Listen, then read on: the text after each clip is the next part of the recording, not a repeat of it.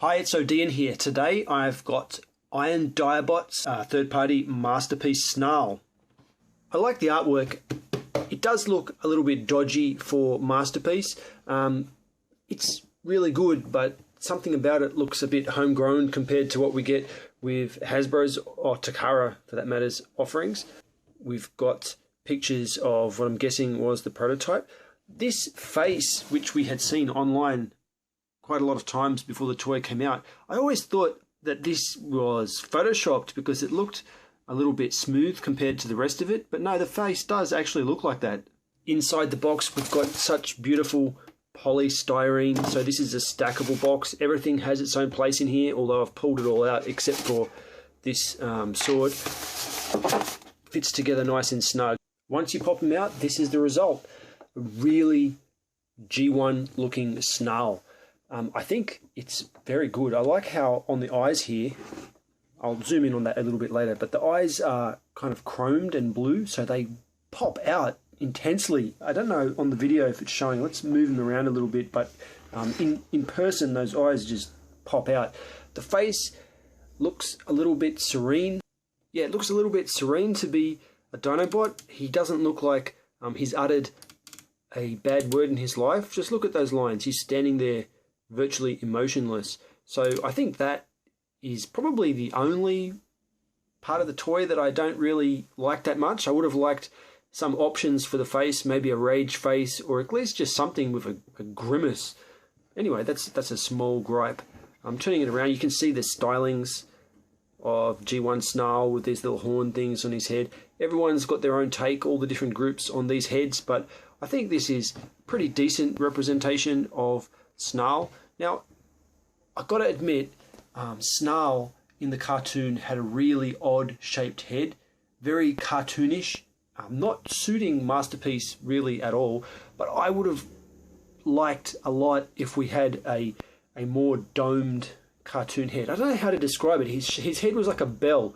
I mean, on this head you can see he's got a neck and a definite head shape, like a bowl. But in the cartoon, Snarl had a kind of bell-shaped head that just went straight down and virtually eliminated his neck. I want that head. I know it doesn't fit with Masterpiece, but there's something in me that wants Snarl to look that way. The rest of this toy is so close to the cartoon, I would have liked that option. I hope that somebody produces that, because I, for one, would buy it. There's a lot of callbacks to the original toy.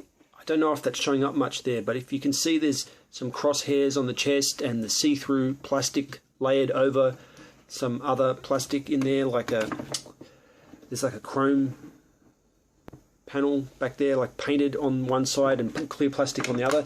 I like that. I like the toy. They've integrated the toy with the cartoon quite well. Now, the gun is a Masterpiece style peg.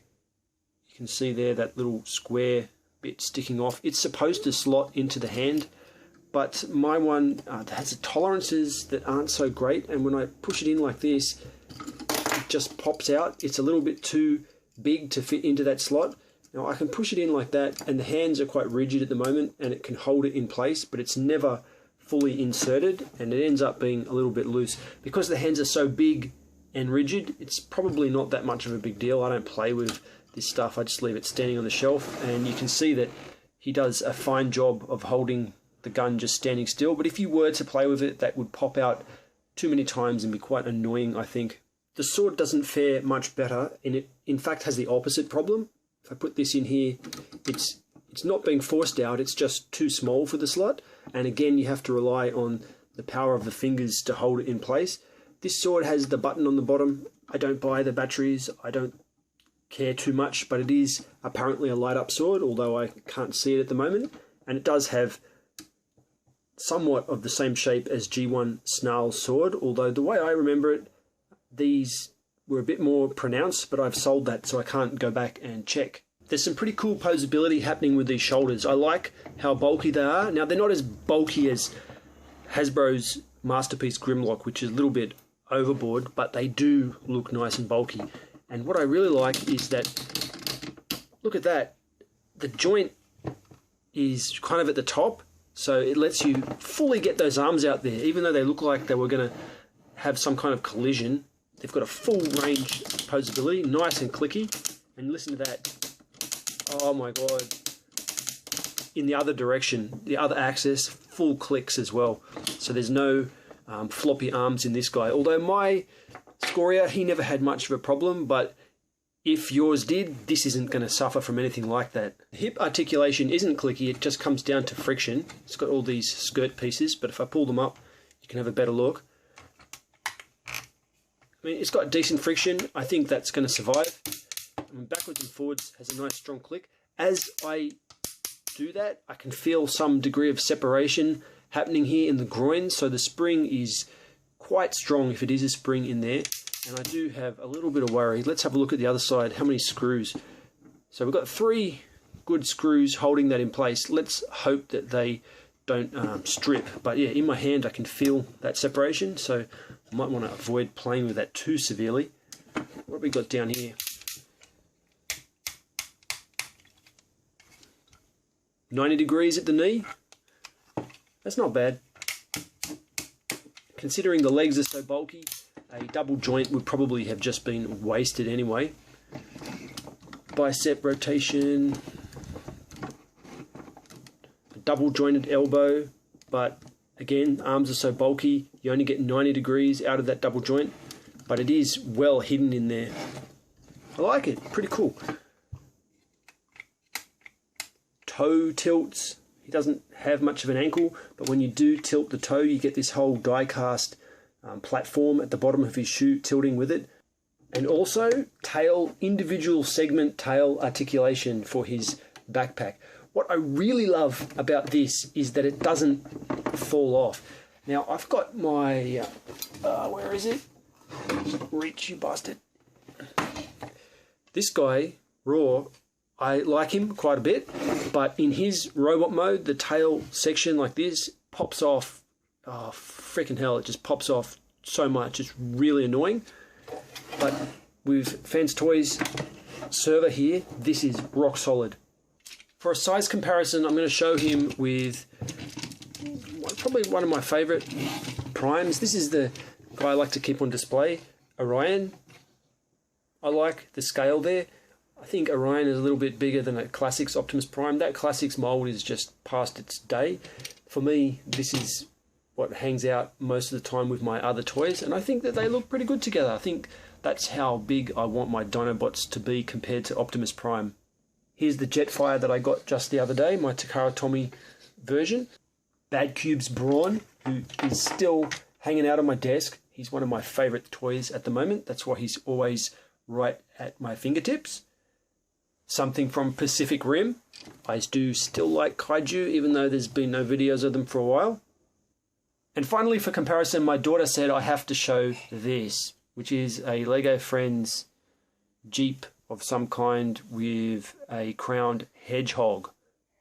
To hold things like that Lego, these hands are really quite useful. Let's have a closer look at how awesome they are. Look at those linkages in there. They're all individually joined. Let's have a look. There's pins. So we've got steel pins in every knuckle there. They're good hands, like really, really nice hands. They look quite realistic too. I mean, the thumb doesn't have a knuckle there, but only at the main joint. But the way they've sculpted it, it looks fantastic. The gun does look pretty good. It's a pretty authentic representation of the G1 gun. I like what they've done with it. But just like the Toy World version of the Dinobots, the gun is a little bit small. Now this should be a big gun. This is a Dinobot. I mean, he could lift something huge, but what we get is something which is just a little bit too small for the size of his body. But it does look much better. This is a good version. I wish it was upscaled, that's all. The transformation. So I'm going to start off by opening that up and showing you that in the chest cavity there is this, which is bits and pieces. So you can't do what you'd expect and just push the head straight in. You've got to wait until the back folds out. In order to fold the back out, you have to raise this section up out of the way and listen to that. Swing that right up there like that, and it reveals that was slotted in there, locking it in. The other one doesn't seem to be as clicky, but still pretty awesome. Now, that's going to move his whole shoulder assembly and everything. We can just fold that all the way out like that. And that has provided the space we need to flip that head around. So that's a good start at least. Now that that's done, I'm going to move these tail bits back down a bit, just so we can bring them together. They actually peg together into one solid chunk like that, which has a little bit of wiggle, which I'll get to later. This panel here is going to move down, just covering up where the chest was like that. And then we can move them up like that. So I wanted to move those as one lot. That's why I put it down, pegged it together, and then moved it up, because if you try to do it separate, it doesn't tend to work as well. Now you can see that kind of all gels together there. Once that's done, we bring these forward, peg them together, and you can see that they're a kind of combination of pegs and tabs that are supposed to lock all this in. It's just making me breathe a bit heavy because it's at arm's length and it is quite hard and does take a bit of force because it's such a big toy. Next, we're going to work on these robot mode forearms to turn them into dino legs. Open up these little panels here. Open up this chromed flap, which is surprisingly free moving. Normally when chrome and chrome go together like that, you get a little bit of stiction or just tolerance issues. That's done perfectly. Flip the fist around, making sure that it's nice and compact so you don't get a problem going back the other way. Bring this back down, peg it in. You heard a nice little pop there. Now the foot is going to move like this. And these forearm pieces, which just seem to be floating around here, are going to just bend over this thing here. But as far as I can tell, it requires a little bit of flex in this plastic. It's no big deal. It's only very minor, but it's not a totally free-moving swing. It does flex over. Once it's done, it's a seamless connection there. You can see that it meets up exactly, and it looks like it's even one piece. Now, on the back side, you want to bend this over and just reconnect it so that it's one solid leg again. Now we've basically got a big dinosaur's bum with two robot legs. Alright, now here's the tricky part. What we want to do is get our fingernail in here and pop this out. So you can see the whole bit swings like this. Now, this leg is just going to flip right around to the other side. That's no big deal. Then moving this head, like it's got a way that it wants to do it, and it flips back on itself like this zigzag shape, and then goes like that. And then that's basically it. That brings us to the knee. So this is going to turn around in a similar way to Masterpiece Grimlock or someone like that. But the scary thing is it's got a pivot at this thigh joint. Now when it pivots, it's a little bit off center, so it moves it closer to this slot, which kind of locks everything in and brings the legs together like this. But it's so tight, it's really scary. But before I get to that, I just want to pop this open to give a little bit of clearance later on. You can see those bits of plastic just fold out of the way. So now here's the bit. Oh God, I'm genuinely concerned about doing this. Oh man.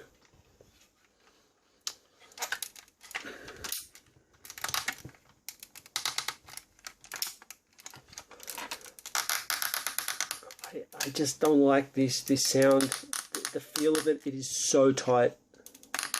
Like you can hear that is extreme. Maybe it's just mine. I don't know if anyone else got that problem. Anyway, it's done now. It didn't break, but I try to avoid this whenever I can. You can see that little step that I was talking about. It's off center. It moves in like that, just so the whole thing is kind of more rigid. And this can fold around. And again, where I removed that plastic, gives it room for that internal guts bit to kind of slot through. Then we just bring up this section, push it together, and you can see that kind of hooks in. Like I'll do that again. That little latch kind of just flexes over it and locks it in, but does nothing for this. That's an ongoing problem. There's nothing to hold this down, but the first piece does hold in place. once you've done the same on both sides, that's it. It's transformed. Straight off the bat, there is a thing that's bothering me, that is I have to handle the chrome in this area too much. I mean, that's the design, that's the character. I'm not going to call it a complaint, just a concern. I handle this chrome so much, I'm thinking that it's not going to survive. I have previously said that this Toy World version had fantastic chrome, but if I can just focus on it, you'll see even his chrome has started to go, like it's coming off the head. Maybe it's unique to this toy, maybe there's just something not done quite right. I mean, look up here on his fin as well. His chrome is starting to die, and it's only reasonably new. Oh God, I hope this doesn't have the same problem, because this is much more expensive, and you know, it's Masterpiece. I don't want to be buying another one. I don't want the chrome to come off. So in general, I'm leaving these guys as Dino mode, and hopefully that's the solution, just not touch it. But you know, also there's the fact that sometimes I want to open the mouth. Listen to this. Nice clicky mouth in there. He's got a great mouth. Look at that. Sharp teeth. Now there's no flamethrower or anything like that in the mouth, which is partly surprising because in the cartoon he uses that flamethrower, I think.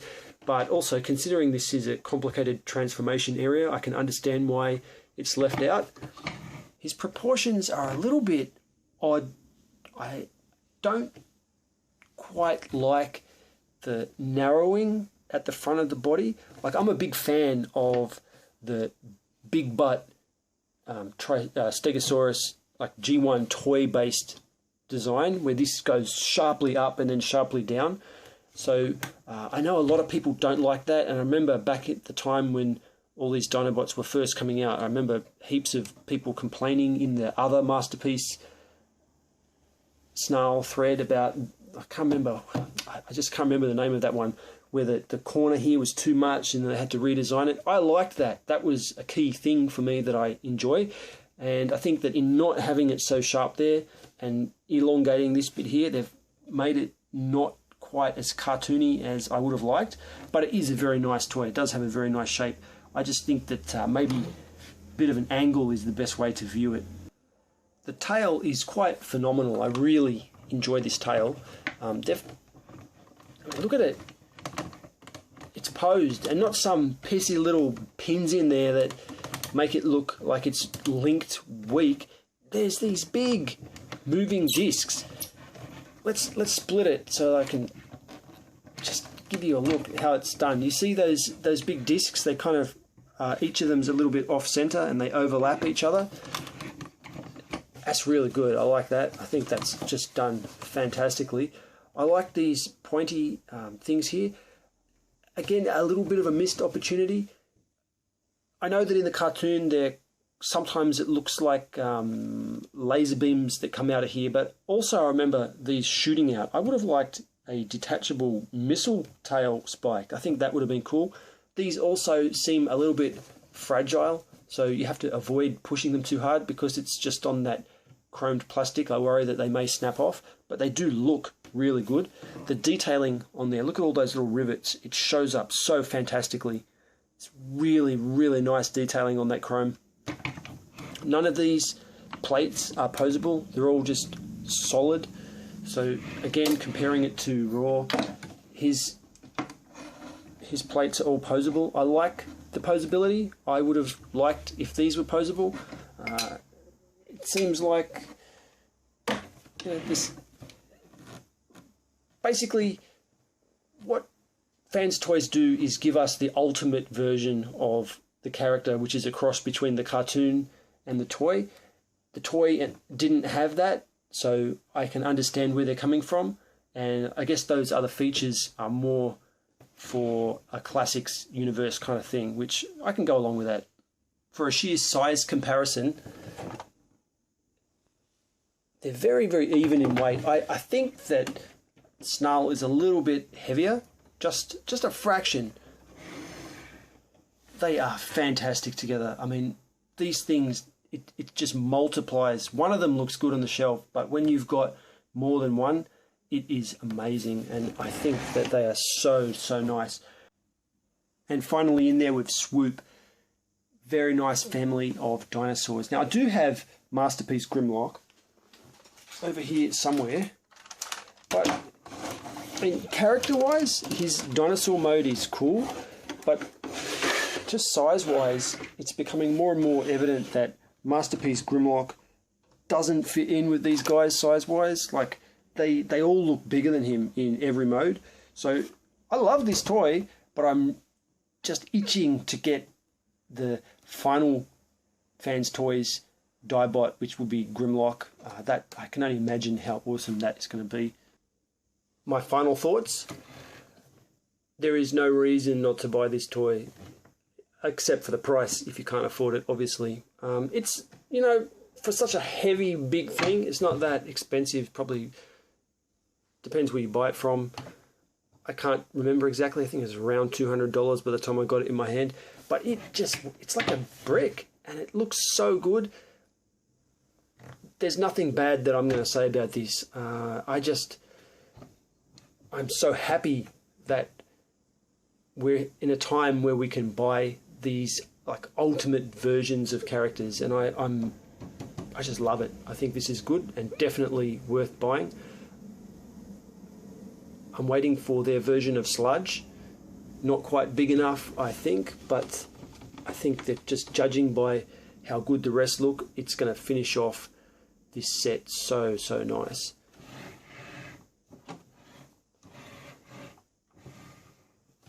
That's it. I'm odeean. Thanks for watching.